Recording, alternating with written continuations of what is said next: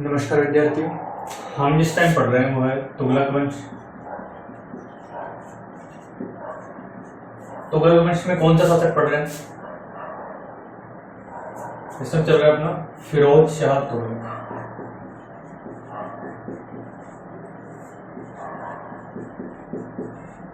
Short में कहे तो FST, फिरोज शाह तुगलक। फिरोज शाह तुगलक की हमने जो राजस्व, ग्रामीण कृषि व्यवस्था और कार्य व्यवस्था के बारे में पढ़ लिया। आज हम पढ़ेंगे उसके आगे के सुधार, आगे के कार्य। देखो तो तीसरे नंबर का है, पहले नंबर का क्या था? पहले नंबर का था राजस्व एवं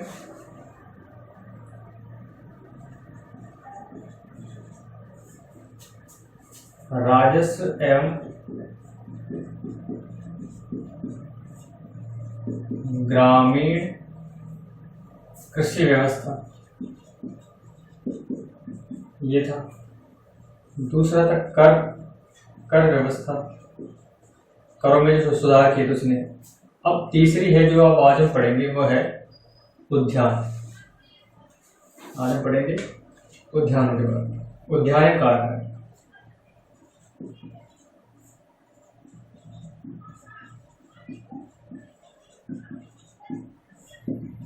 इसके बारे में देखो, जो फिरोज शाह तुगलक था,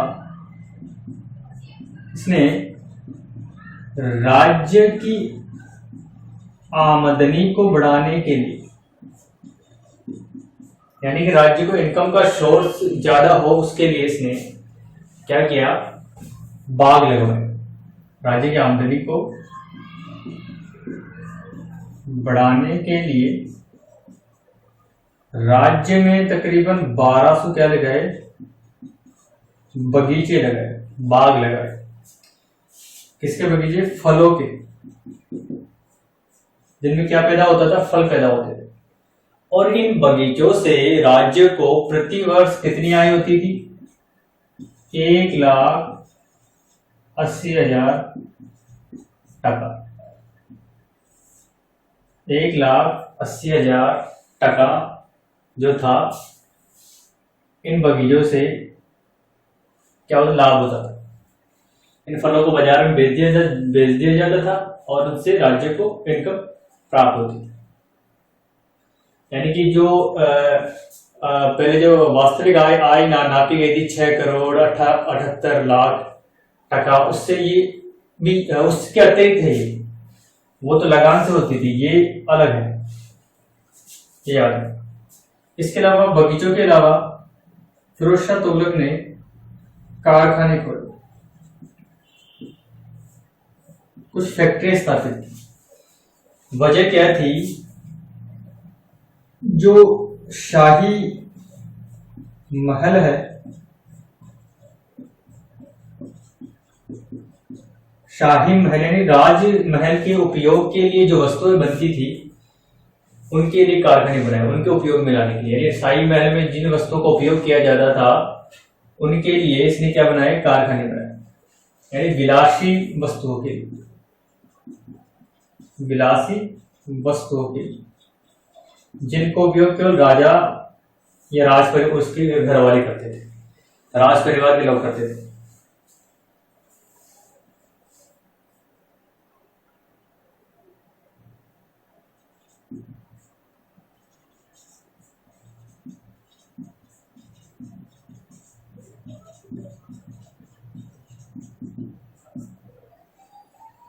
विलासी वस्तुओं के लिए। तो इसके तहत इसने कितने कारखाने बनाए? 36 कारखाने। याद रखना, कितने कारखाने? 36 कारखाने, जिनमें केवल राज परिवार की वस्तुएं बनती थी। केवल इसमें आम जनता के लिए नहीं था, ये केवल राजमहल के उपयोग की वस्तुएं यहाँ पर बनाई जाती थी। और इनको कौन संचालित करता था? ये कारखाने राज्य द्वारा संचालित होते थे। ये कारखाने राज्य द्वारा संचालित होते थे, यानी कि गवर्नमेंट का ही हाथ था चलाने में। गवर्नमेंट ही यानी राज्य ही क्या करता था, इनको चलाता था, ऑपरेट करता था। ठीक है, तो ये था तीसरा, उद्यान एवं कारखाने। अगला देखो,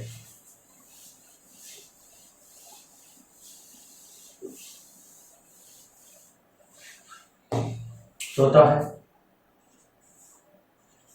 प्रशासनिक कार्य। देखो,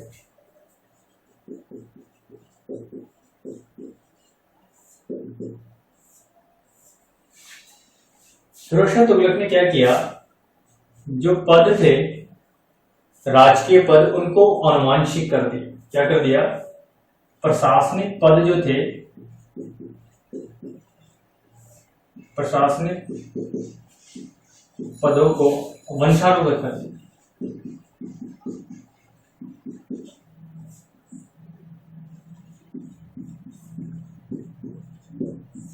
वंशानुगत का मतलब होता है, मतलब इसका मतलब होता है कि पिता के बाद उसकी जो गद्दी है, उसकी जो सत्ता है वो पुत्र की हो जाती है। यानी कि इसने जो प्रशासनिक पद थे उनको वंशानुगत कर दिया। कहने का मतलब ये है कि अगर किसी फिरोज शाह तुगलक के टाइम पर अगर कोई व्यक्ति जिस पद पर तैनात है तो उसकी मृत्यु के पश्चात उसका पुत्र या उसका कोई उत्तराधिकारी उस पद को प्राप्त कर ले, यानी कि पैतृक बना दिया प्रशासनिक पद को, वंशानुगत बना दिया। और क्या किया इसने, अमीरों व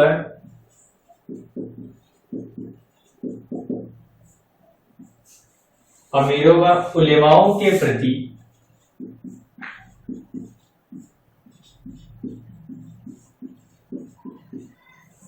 तुष्टीकरण की नीति अपनाई।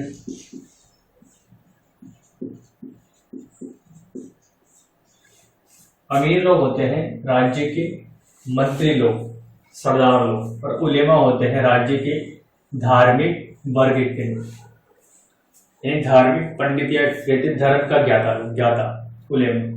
तो इनके प्रति तुष्टिकरण यानी कि उनको संतुष्ट करने की नीति, कि वो उछड़े ना, वो विद्रोह ना करे, वो शांत बैठे रहे, उनके अनुसार काम हो सके, यानी उनको संतुष्ट करने की नीति अपनाई गई फिरोज शाह तुगलक द्वारा। इस वजह से क्या हो गया, तुष्टिकरण की नीति के कारण उलेमाओं का शासन में क्या हो गया, हस्तक्षेप बढ़ गया।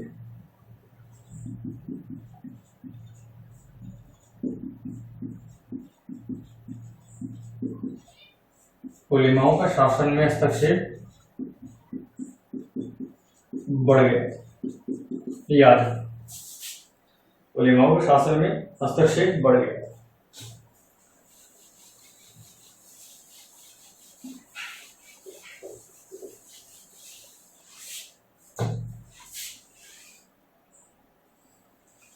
और इस समय क्या हुआ था, वजीर का पद सर्वश्रेष्ठ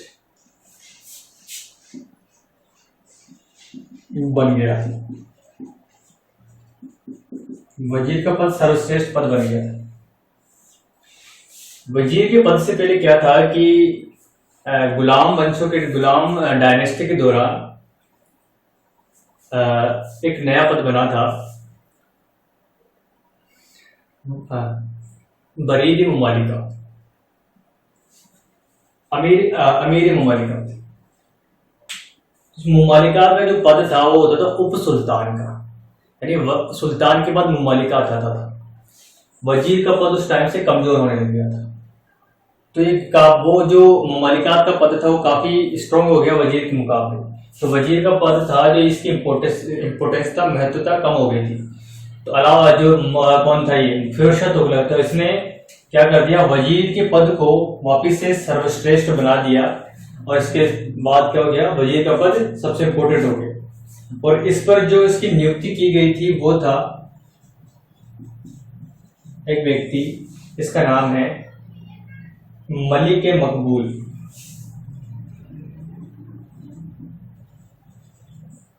मलिक मकबूल। ये तेलंगाना का ब्राह्मण था। तेलंगाना पता है, स्टेट, राज्य भारत का। तेलंगाना का ब्राह्मण था, ये याद है।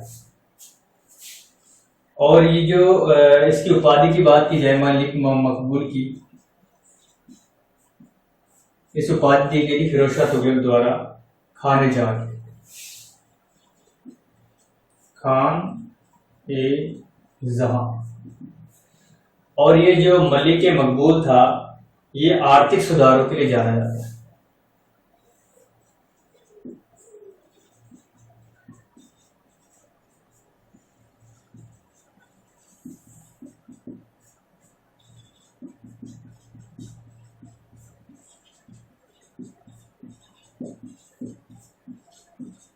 ये याद रखना, ठीक है। तो चौथा हो गया प्रशासनिक कार्य। इसके बारे में याद रखेंगे, मलिक मकबूल कौन था? वजीर था फिरोज शाह तुगलक के टाइम पे, तेलंगाना का ब्राह्मण था। इसने क्या कर लिया था? इस्लाम धर्म ग्रहण कर लिया है तेलंगाना। तो मुसलमान बन गया था। मुसलमान बनने के बाद मलिक मकबूल का नाम रखा, उपाधि मिली फिरोज शाह तुगलक द्वारा खान ए जहां की, और इसने फिरोज शाह तुगलक के आर्थिक सुधारों में बड़ा योगदान दिया था, इसलिए इसे आर्थिक सुधारों के लिए से जाना जाता है। याद है।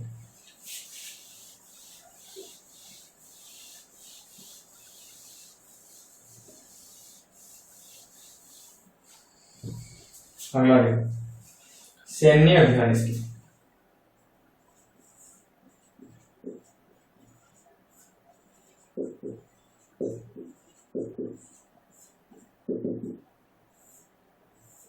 फिरोज शाह तुगलक के सैन्य अभियान। जो फिरोज शाह तुगलक था, इसने साम्राज्यवादी नीति जो थी उसको नहीं अपनाया। साम्राज्यवादी नीति को नहीं अपनाया, यानी कि इसने अपने साम्राज्य को प्रसारित करने का कोई कदम नहीं उठाया। और ये जितना साम्राज्य इसको प्राप्त हुआ था वो उसी में खुश था। जितना साम्राज्य था ये उसी पर कंट्रोल रखना चाहता था, उसी को सही से चलाना चाहता था। तो उसने किसी प्रकार का कोई युद्ध नहीं किया जिससे साम्राज्य विस्तार हो।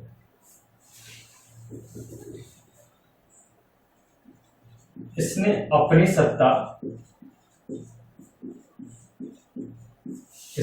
सत्ता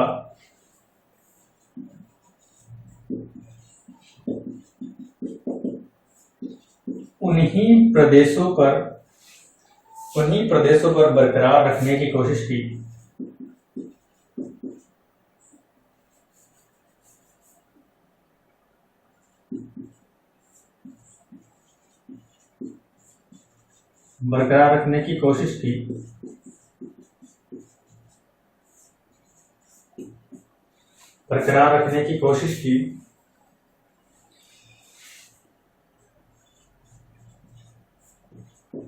जिस पर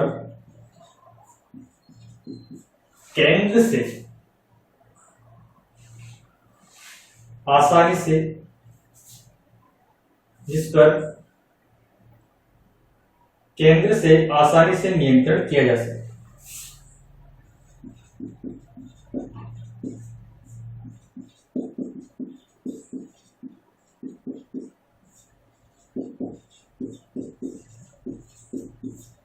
जिस पर दिल्ली से रहकर आसानी से उस पर नियंत्रण प्राप्त किया जा सके। ऐसे प्रदेशों पर इसने अपनी सत्ता रखने की कोशिश की। साम्राज्यवादी शासक नहीं थे।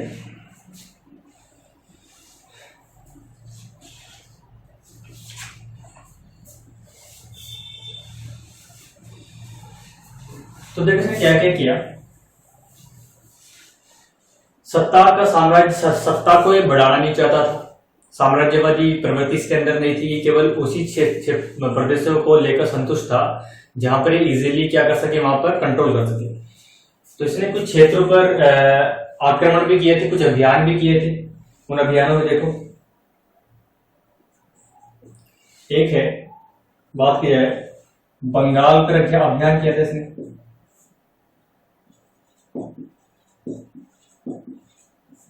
बंगाल पर अभियान किया था।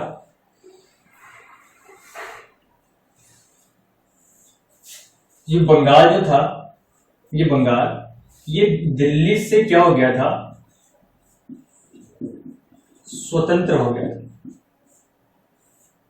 क्या हो गया था, दिल्ली से स्वतंत्र हो गया था फिरोज शाह तुगलक के टाइम में। तो फिरोज शाह तुगलक ने बंगाल पर कितनी बार आक्रमण किए, 2 बार इस पर अभियान किए, लेकिन दोनों बार क्या रहा, ये असफल रहा।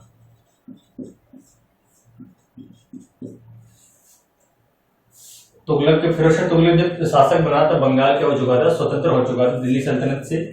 आपने पढ़ा होगा, जब मैंने पढ़ाया था कि बलबन ने इस पर कंट्रोल पा लिया था, बलबन ने इस पर सत्ता स्थापित कर ली थी और वो अपने पुत्र को तैनात कर दिया था। लेकिन तुगलक शासकों के दौरान क्या हुआ था, ये इसने दिल्ली से स्वतंत्र हो गया था। मैंने ये भी पढ़ा था कि जो जिला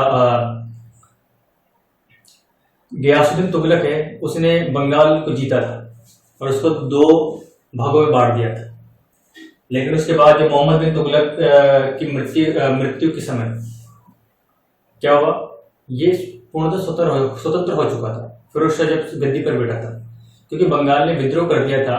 जब पूरे भारत में मोहम्मद बिन तुगलक के खिलाफ विद्रोह हो रहे थे, तो उन विद्रोह में एक बंगाल भी था, विद्रोह बंगाल में भी थे।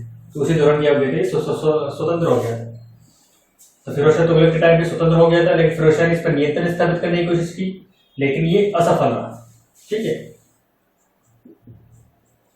सेकंड जो अभियान की बात है वो है 1360 में एक फिरोज शाह तुगलक ने किया था। फिरोज शाह तुगलक ने कहा किया, जाजनगर कहाँ है, ये याद रखना, उड़ीसा में। यहां पर इसने चढ़ाई की जाजनगर पर। जाजनगर में इसने क्या किया, मंदिरों को तोड़ा, मंदिरों को नष्ट किया। इन मंदिरों में एक मंदिर था भुवनेश्वर का लिंगराज मंदिर, भुवनेश्वर का कौन सा, सॉरी लिंगराज जगन्नाथ मंदिर, उड़ीसा का पुरी का जगन्नाथ मंदिर उड़ीसा में, जगन्नाथ मंदिर। इसको भी इसने क्या किया था, इसको भी तोड़ा है जगन्नाथ मंदिर उड़ीसा अभियान के दौरान, याद रखना। जाजनगर को जीत लिया था, मंदिरों को तोड़ा, जगन्नाथ मंदिर उनमें से एक है जिसको तोड़ा था इसने।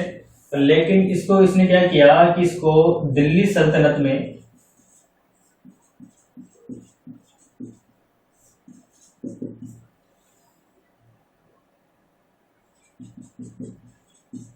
शामिल नहीं किया, यानी इसका विलय नहीं किया। इसे जीता, लूटा, मंदिरों को नष्ट किया, चला गया, कोई दिक्कत नहीं। ठीक है, तो 2 हो गई। और देखो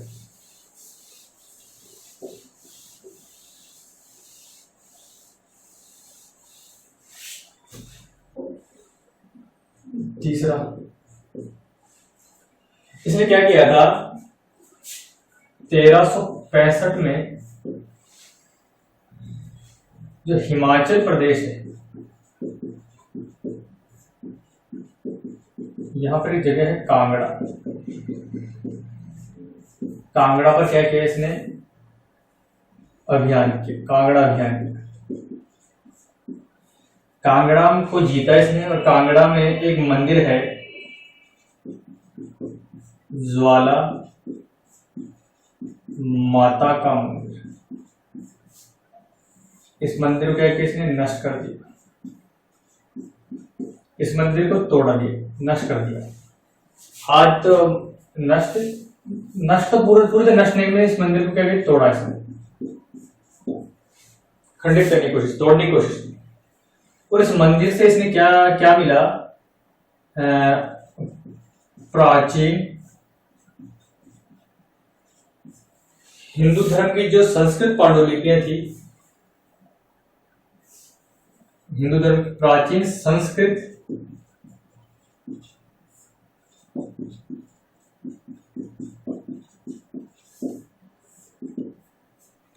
संस्कृत की पांडुलिपियां इसे जो प्राप्त हुई यहाँ से, इस मंदिर से। और इन पांडुलिपियों को कहाँ लेके आ गई? दिल्ली लिया है, अपने साथ लिया है, याद रखना।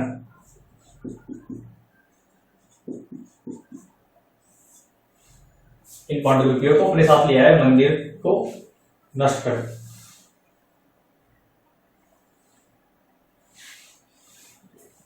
तो ये तीसरा इसका अभियान था। अब देखो चौथा अभियान।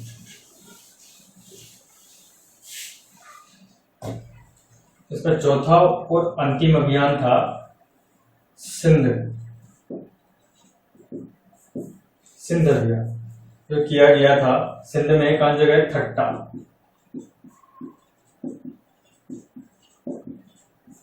ये कब किया गया था? ये किया गया था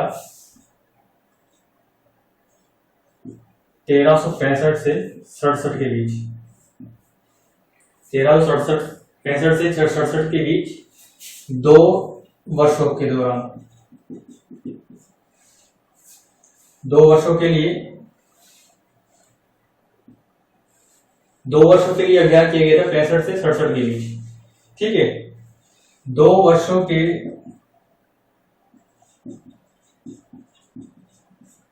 अभियान के बावजूद वह सिंध को नहीं जीत पाया।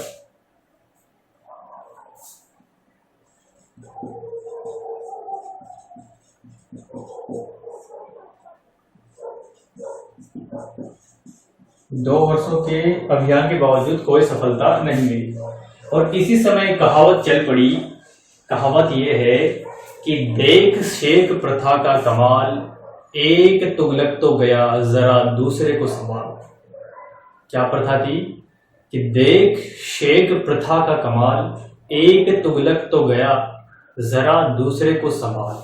यानी कि थट्टा अभियान के दौरान ही जो एक तुगलक, या कौन था? मोहम्मद बिन तुगलक, उसकी मृत्यु हो गई थी।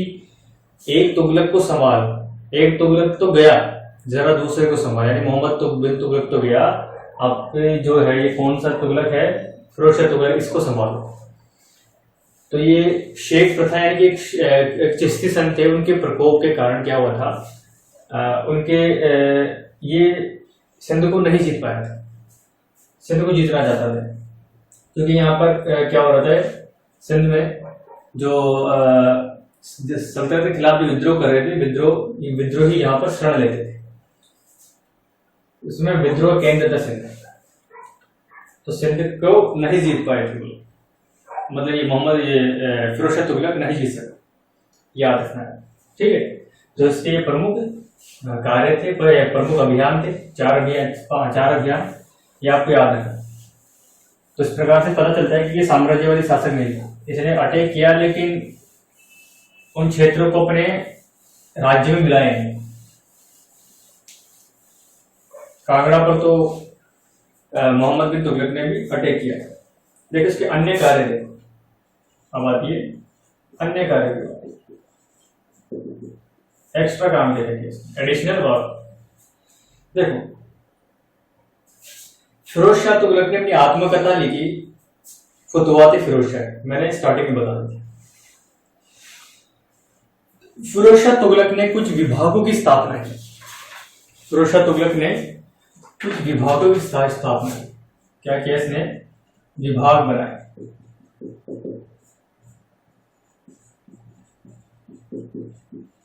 कुछ डिपार्टमेंट बनाए। कौन कौन से डिपार्टमेंट है? देखो, एक है दारुल सफा। दारुल सफा ये होता है राय, मतलब कि राजकीय अस्पताल। राजकीय अस्पताल, सरकारी अस्पताल, पहला विभाग है। दीवान खैरात,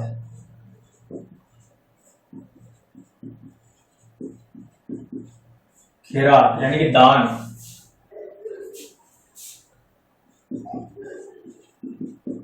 गरीबों के लिए दान देने वाला विभाग, जो गरीबों को दान देता था वो विभाग है दीवानी खैरात। लोक निर्माण विभाग, लोक निर्माण विभाग, इसके तहत क्या होता था? इसके तहत नवीन नगरों की स्थापना की जाती थी। नवीन नगरों की स्थापना के लिए इस विभाग की स्थापना की। एक है दफ्तर रोजगार, दफ्तर रोजगार यानी कि कोई अगर कोई बेरोजगार है राज्य में तो यहां पर आकर अपना नाम लिखा दे और उसे उसके कौशल अनुसार क्या मिल जाएगा? रोजगार दे दिया जाएगा राज्य की तरफ से।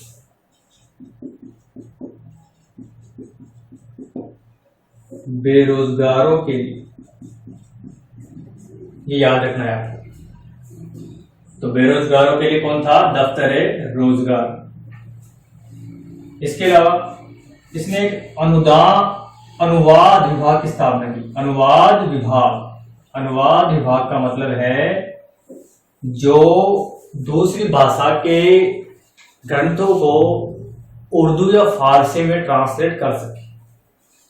यानी कि इसने क्या किया था कि ज्वालामुखी मंदिर को, मंदिर से क्या किया था, काफी सारी संस्कृत पांडुलिपियां लेके आए थे, तो उनको सीरत फिरोजशाही नामक ग्रंथ से इसने फारसी में अनुवादित करवाया था। तो उसके लिए इसने एक नए विभाग की स्थापना की, अनुवाद विभाग की, जिसके तहत क्या होता था कि दूसरी भाषा के ग्रंथों को फारसी में तब्दील किया जाता था।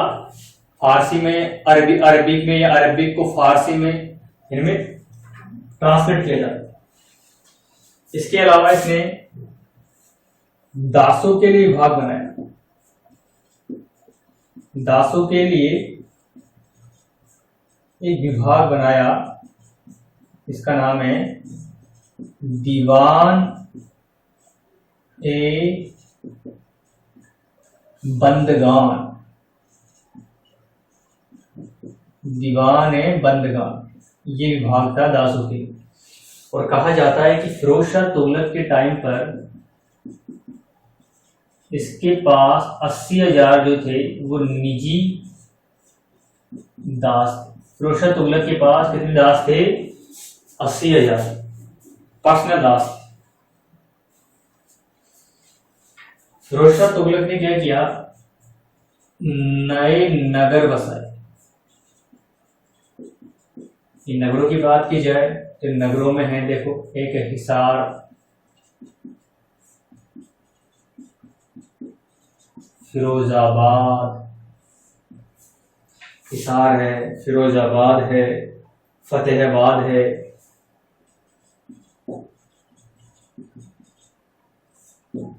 फतेहाबाद है, जौनपुर,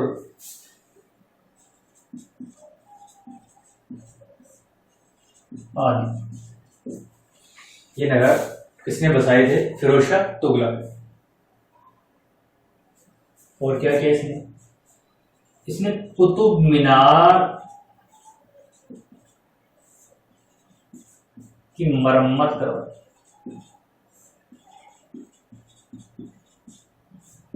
याद, कुतुब मीनार की मरम्मत करवाई। इसने सिक्के चलाए, आधा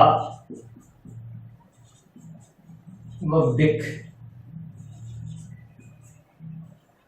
आधा व बिक।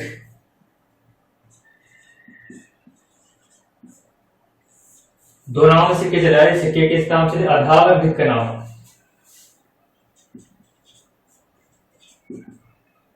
आधा व बिक के नाम से दो सिक्के चलाए इसने।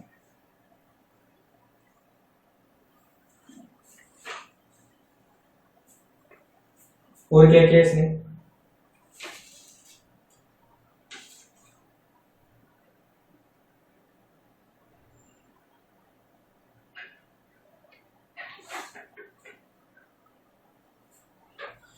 इसने क्या किया था,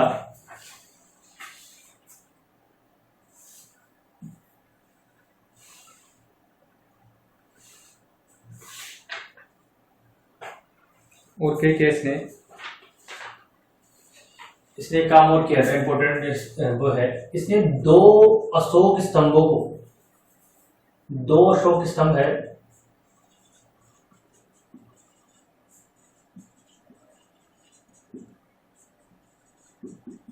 कहाँ के हैं, मेरठ में टोपरा के,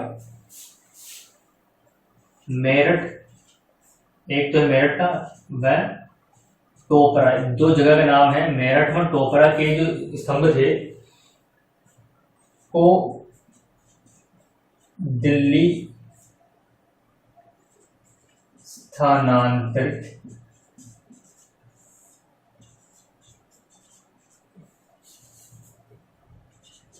करवाया, यानी कि मेरठ में दिल्ली से मेरठ में टोकरा से जो अशोक के स्तंभ थे उनको वहां से हटाकर दिल्ली में स्थानांतरित करवा दिया था।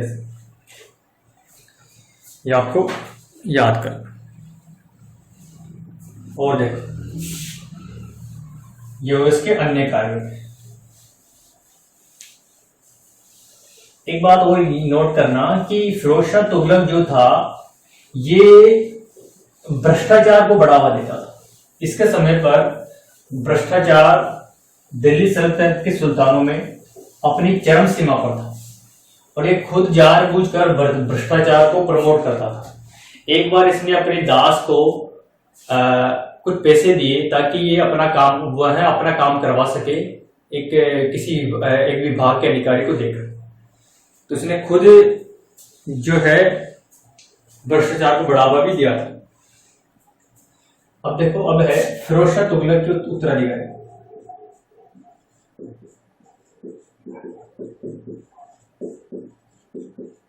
फिरोज शाह तुगलक के बाद जो इसके उत्तराधिकारी बने या जो तुगलक वंश के जो लेटर एम्पायर्स थे, बाद के राजा, वो सारे क्या थे, वो अयोग्य थे। फिरोज शाह तुगलक की मृत्यु जाती कब?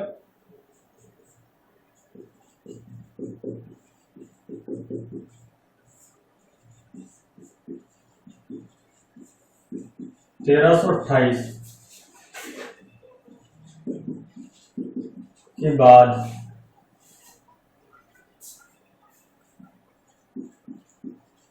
इसके उत्तराधिकारी अयोग्य साबित हुए।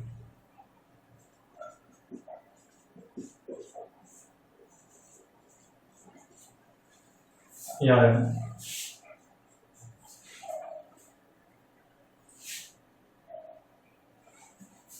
इनके उत्तराधिकारी की बात की जाए तो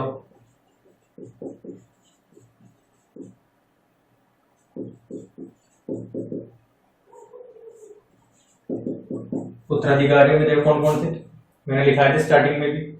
एक है तुगलक शाह द्वितीय,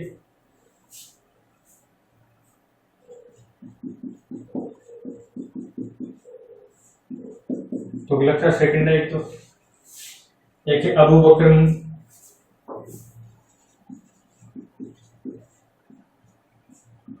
है एक है मोहम्मद शाह और एक नासिरुद्दीन महमूद शाह।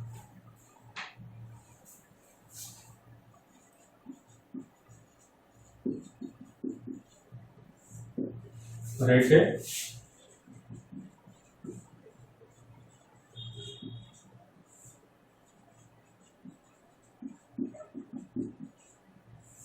नासिरुद्दीन मोहम्मद शाह, ये इसके उत्तराधिकारी थे। तो नासिरुद्दीन मोहम्मद शाह के टाइम पर 1398-99 में जो समरकंद का शासक था,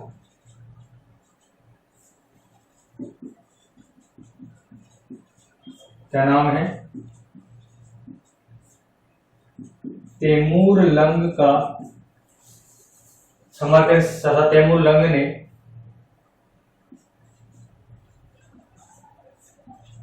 दिल्ली पर आक्रमण किया, दिल्ली पर आक्रमण किया था। और इसके आक्रमण के दौरान नासरुद्दीन महमूद कहाँ चला गया था, ये गुजरात भाग गया था। दिल्ली छोड़ दी थी इसने, क्या कहते हैं, दिल्ली छोड़कर कहाँ भाग गया था, गुजरात भाग गया था, क्योंकि दिल्ली पर किसने आक्रमण कर दिया था, तैमूर लंग ने। और तैमूर लंग कब जाता है, 1405 में, 5 में जब तैमूर लंग जाता है, मतलब उसे कुछ साल ही बाद, 1-2 साल ही बाद वो कहाँ चला गया था, वहां पे चला गया था। तो उसके बाद 1405 में तो दिल्ली के सरदार थे, दिल्ली के सरदारों ने नासरुद्दीन महमूद को वापस दिल्ली बुलाया और 1405 में वापस से दिल्ली की सत्ता पर बिठाया। इसको नासरुद्दीन महमूद वापस 1405 में, क्योंकि 98 में ये गुजरात भाग गया था, उस समय तैमूर लंग ने आक्रमण कर दिया था। वापस 1405 में इसको दिल्ली गुजरात से बुलाया गया और दिल्ली की सत्ता पर बिठा दिया। ये आपको याद रखना। और नासरुद्दीन महमूद के टाइम पर क्या हुआ था, इसके समय क्या हुआ था कि दिल्ली सल्तनत से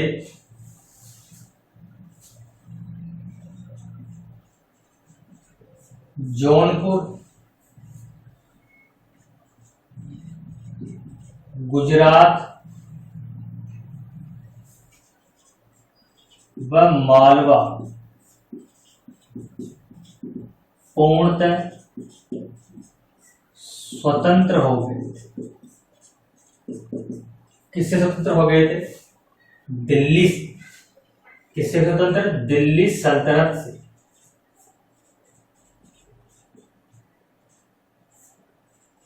ये तीनों स्टेट जो थे वो क्या हो गए थे, आजाद हो गए थे दिल्ली सल्तनत से।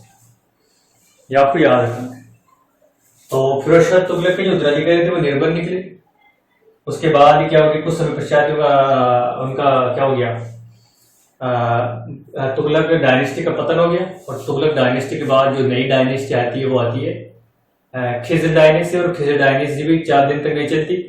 और उसके बाद आती है लोधी डायनेस्टी, और लोधी डायनेस्टी के बाद आता है मुगल का। ठीक है, तो ये तुगलक वंश जो था ये अपना समाप्त हो चुका है। ठीक है, तो आज के लिए इतना ही, मिलते हैं next video. Thank you very much.